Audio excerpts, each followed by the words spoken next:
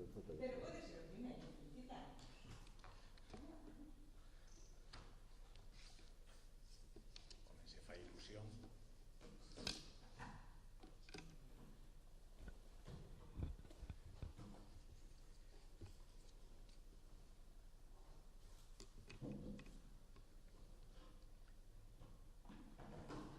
Eu cando me digades... Sí? Bueno, pois... Moi bons días. Espera, que creo que non se conectou todavía, ou sí? Non, é que me faltaba unha charla, xa non me vexo.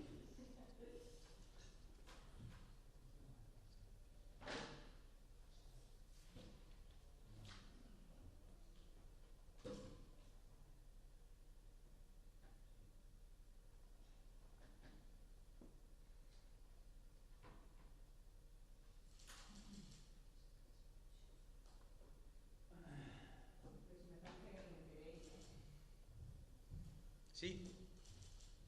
Ou non? Isto máis lento que un... Espera, a ver. Non imos quedar mal por un cacharro máis, un cacharro menos. Temos que esperar un minuto. Igual tens que empezar... Esperamos, non hai problema. Bueno, non hai problema, porque xa para. As automáticas teñen que de vez en cando fan unha... Pero xa troco... Xa troco o maquinillo.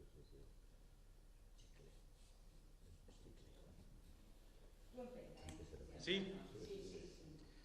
Bueno, pois moi bons días, moitas gracias por asistir a esta habitual rolda de prensa dos luns, na que, oye, celebramos a tamén habitual reunión de traballo dos deputados do grupo parlamentario para preparar a inclusión, bueno, os asuntos que imos incluir ou que imos a propoñer a súa inclusión na orde do día do pleno da vindeira semana, pero eu, se me permitides, creo que as miñas primeiras palabras de hoxe sexan para unha felicitación. Quero felicitar a Carla, a David e a Rubén, tres alumnos do Instituto Illa de San Simón de Redondela, que veñen de representarnos na Olimpiada de Ciencias celebrada esta pasada semana en Tailandia, non? E ademais o fixeron de maneira brillante, acadando incluso unha medalla de bronce nesa Olimpiada científica. A verdad que podría decir que nos sentimos tan orgullosos deles como os seus pais. Non sei se tanto, pero case, que nos dan unha boa mostra, non? Dende o que se pode facer, pois, cando se pon interés dende o propio ensino público galego. A verdad que estamos moi orgullosos do resultado que acadaron.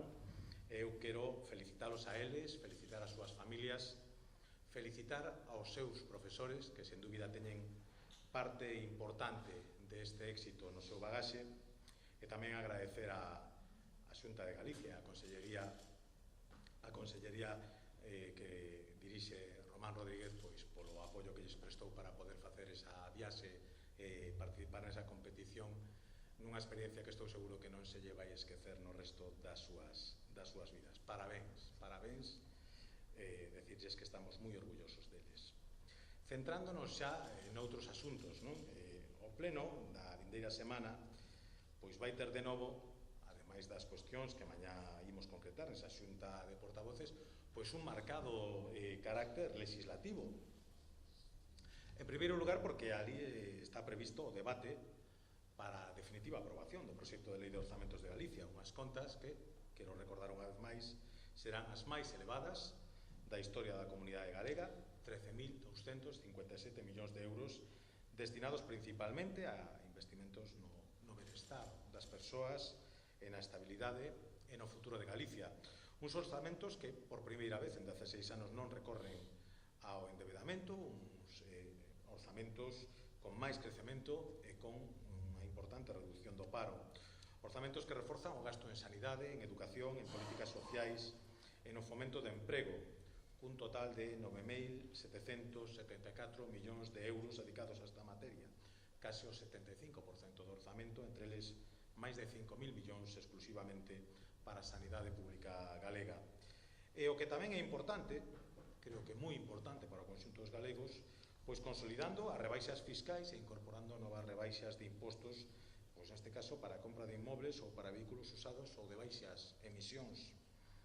Un debate dos orzamentos da Xunta de Galicia para o 2024 que coincide tamén no día de hoxe coa celebración da reunión do Consello de Política Fiscal e Financiera, na que o goberno de Pedro Sánchez parece ser que ten a intención de informar ás comunidades dos obxectivos de estabilidade cara aos orzamentos xerais de 2024. A verdade é que sorprende que chegue esta xuntanza moi tarde, a verdade, cando Galicia xa está iniciando a recta final da aprobación definitiva do noso orzamento. Por lo tanto, tarde con poucas aportacións, porque lamentablemente na reunión non se vai abordar cuestións que as comunidades autónomas si consideramos de urxencia, como a execución e distribución dos fondos Next Generation, a reforma do sistema de financiamento autonómico adiada xa demasiado tempo e os acordos, o alcance dos acordos de Partido Socialista cos independentistas cataláns para a investidura de Pedro Sánchez, entre os que figura, compre recordalo, a condonación de máis de 16.000 millóns de euros de débeda a Cataluña, e que lembremos, supón, a cada galego soportar unha carga adicional de 400 euros nas súas costas. O tratamento privilexiado que o Goberno Central otorga a Cataluña tamén se vai comprobar hoxe mesmo coa ausencia na reunión do Consello de Política Fiscal e Financiera da Conselleira de Facenda catalá, coa excusa de que eles xa están a negociar un financiamento singular para Cataluña, como por certo ben recollido no pacto de goberno asinado entre o Partido Socialista e Junts. É intolerable a situación de desigualdade a que se está a someter Pedro Sánchez ás comunidades autónomas españolas, co único objetivo de manterse no poder e a costa de menospreciar e de prexudicar coas súas decisións as comunidades que non somos da súa cor, como é o caso de Galicia. Pero, ademais desta cuestión de privilexio para Cataluña, tamén resulta lamentable que na orde do día deste Consello de Política Fiscal e Financiera non se aborde o reparto dos fondos europeos, máis cando vimos de coñecer que o goberno socialista non gastou ningún só euro de 340 programas de fondos da Unión Europea, prácticamente a metade dos que estaban previstos. En conxunto, iso suma máis de 12.000 millóns de euros dos 36.000 millóns incluídos no orzamento para o presente ano. Entre os programas que neste momento se atopan paralizados, pois creo que hai iniciativas importantes como o despregue do kit digital en máis de 15.000 pequenas e medianas empresas, os préstamos para a rehabilitación de vivenda ou o impulso da competitividade industrial vencellada a mellora da eficiencia enerxética.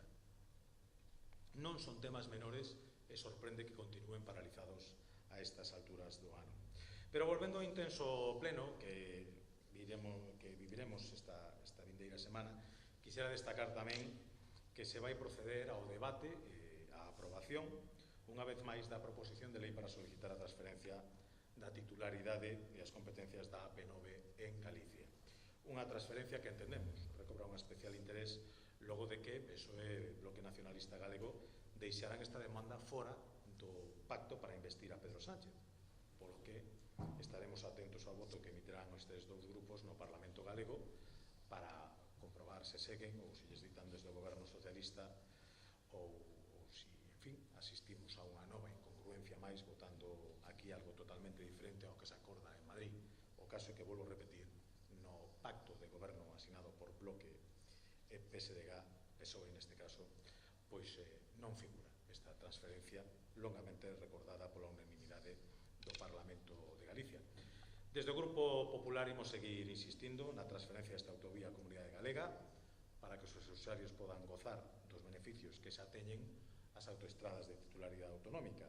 Agora, PSOE e BNG insisten na promesa dunhas rebaixas de peaxes na AP9 que seguirá sendo unha das autoestradas máis caras de España, xa que está previsto unha nova suba de ata un 6%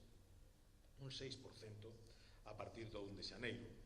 Por lo tanto, vamos a ver cal é o posicionamento e me permitirán tamén, como redondelán, que lembre ese compromiso incumplido da desaparición da peaxe de Rande, a peaxe de Redondela, que estaba prevista e comprometida por un goberno do Partido Popular para o verán de 2018, que non se pudo concretar pola chegada dunha moción de censura e que dende entonces estamos agardando, a pesar de que os que entonces estaban na oposición nos decían que para o verán de 2018 era demasiado tarde, que había que adiantala. Como corre o tempo e como se leva as promesas de algunhas persoas. Eu, pola miña parte, nada máis que engadir e simplemente poñermo a vosa disposición por se hai algunha pregunta ou algunha aclaración sobre as cuestións que plantexei ou sobre calquera outra. Volvendo ao tema do Consello de Política Fiscal, non teñen grandes esperanzas en que o Grupo Popular os que se saian acordos importantes. A verdade é que limitouse moito a orde do día, non sabemos por qué, porque Galicia e outras comunidades, levan moitos meses demandando a celebración dese Consello de Política Fiscal e Financiera. Non tuvemos resposta ata agora e cando se nos fai, pois, home, sinceramente, a unha semana da aprobación definitiva do orzamento, que se nos diga que se nos vai a facilitar agora pois as entregas a conta e a capacidade de endevedamento que ten a comunidade, pois é casi unha pequena tomadura de pelo. Evidentemente, acudimos, como non pode ser de outro xeito, pois, co máximo respeto ás institucións, pero dos temas que lle interesan a Galicia, que falar desa condonación de débeda prometida para uns e concretada para uns, e que permanece no éter para todos os demais, pois parece que non se vai falar. Dos fondos Next Generation e da súa distribución, pois parece que tampouco se quere falar. Entonces, bueno, parece que o Goberno ten interese en convocar unha xuntanza do Consello Territorial de Política Fiscal para escoitarse a si mesmo. E a nos gustaría que estuviera tamén disposto a escoitar o que temos que decir as comunidades autónomas, que me parece que somos actores principais, ou a lo menos deberíamos selo, nese tipo de xuntanzas. Si parece que Génova está apretando o paso para que as eleccións autonómicas galegas sexan xa no mes de febreiro. Están preparados no PPDG para unha cita electoral desa inminente? Mire, en primeiro lugar, o único que apreta o paso ou desacelera de cara a esas eleccións ten nome e apelidos, preside a Xunta de Galicia e chámase Alfonso Rueda. E a partir de aí o que pode decir calquera compañeiro de partido, incluindo, por certo, o presidente Feijóo, que, en fin, como comprenderá, temos unha excelente relación, pois poden ser suxestións, pero aquí non hai persoa que tome máis decisión sobre se acelera ou non o paso que Alfonso Rueda. Dende logo o fará cando tome esa decisión coa seguridade completa de que o Partido Popular de Galicia está absolutamente en forma e absolutamente disposto a sair á rúa e contarlle aos galegos as moitas razóns que nos asisten para pedirles esa confianza e que manteñan a confianza que van depositados nos últimos 14 anos, e para explicarlle tamén as múltiples razóns que dende logo son moitas e abundantes polas que a alternativa ou a suposta alternativa que se lles plantexa non é máis que un montón de líos para Galicia. E creo que os galegos son persoas cunha sabiduría acreditada que fuxen dos líos e o que queren estabilidade e sabe quen ya pode garantir.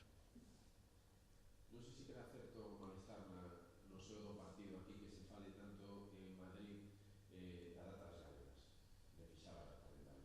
Honradamente, eu as persoas que lle escoitei máis veces falar da data das galegas é a oposición. Bueno, eles saberán por qué. Teño solo dúas certezas ao respecto. Que sexa cal sexa a data, algún membro da oposición terá acertado, porque se as dixeron todas. E a outra certeza que teño é que sexa cal sexa a data, non lles vai gustar. Recibiremos críticas pola data escollida. Desas son as dúas certezas que teño. Polo tanto, sinceramente, permíteme que lucubre pouco sobre unha cuestión sobre a que non teño nada que engadir, porque volvo a repetir, a data das eleccións forman parte desas potestades personalísimas do presidente da Xunta e a vai a tomar no momento que considere que son máis oportunas e que interferen menos na vida e na cotidianidade dos galegos. Estou seguro que o que vai facer atender exclusivamente o interés de Galicia.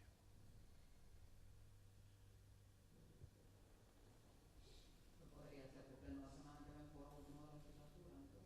Perdón? Podería ser que o pleno da semana que ven por a última final da legislatura. Podería ser que fose o de febreiro, podería ser o de marzo, podería ser o de abril, e volvo a repetir, que sinceramente se están esperando que sexa o que faga unha quiniela sobre a data das eleccións, non me sinto capacitado. Eu síntome profundamente ruedista, pero non hasta o extremo de poder adivinar o que está pensando o presidente. A cantidade de leis que No, quero desligar, vamos a desligar unha cousa da outra, quero dicir, as leis que van a este pleno son as que tiñamos previstas que foran a este pleno, dende fai meses, cun pequeno retraso no caso da de calidade alimentaria, por cuestións de procedimento, pero o resto se vai aprobando todo no plazo que estaba comprometido, así que quero desligar unha cousa doutras. Volvo a repetir, o presidente da Xunta ten as mans libres para tomar a decisión que considere, e o vai facer, iso sí, coa seguridade de que o grupo parlamentar aprobou todas as leis que son posibles, e se nos dá máis plazo, quero dicir, se en contra do que opinan algúns, continuaremos coa que temos en marcha, que hai unhas cuantas leis, por tanto, que siguen en marcha e que nos gustaría aprobar en algún momento. Xa miraremos cal é, e volvo a repetir, a potestade exclusiva é do presidente da Xunta. En o que se refire a este portavoz, o que o presidente da Xunta decida, ben decidido estará, non o dubide. ¿Cree vostede que este sendo un pouco longa para sempre, que ten que acudir as urnas próximamente, supoñemos, porque ainda se xa cando, como vostede di, cando lle carguen os galegos, pues ben, sen nada que estamos moi ben, vamos a estar a vacacións, non? Pero esta pre-campaña, non cree vostede que está sendo un pouco máis longa, máis intensa do que teñen sido ata agora? Ten vostede esa percepción? E que incluso a campaña vai poder ser incluso máis corto que o tempo. Eu teño a percepción de que a precampaña se lle está facendo moi larga a oposición, sinceramente. Creo que os galegos están outras cousas. Creo que o goberno está facendo o que corresponde que gobernar. E creo que o grupo parlamentario que teño a honra de dirixir está centrado no importante, que é seguir sacando textos legislativos, entrar novas iniciativas e intentar facer un debate parlamentario o máis rico posible. Entre outras cousas, centrado neste momento en aprobar un orzamento que nos convertiría na primeira comunidade autónoma en ter disposto o seu orzamento para 2024. A partir de aí é certo que vexo algunha xente moi nerviosa nunha competición entre eles por discutir quen é o líder dun proxecto alternativo que non existe. Bueno, se queren perder o tempo nisto, a min pareceme ben. É certo que tempo libre deben de ter bastante, porque no que se refire ás súas aportacións para enriquecer o orzamento, pois foron bastante escasas, en algúns casos absolutamente disparatadas.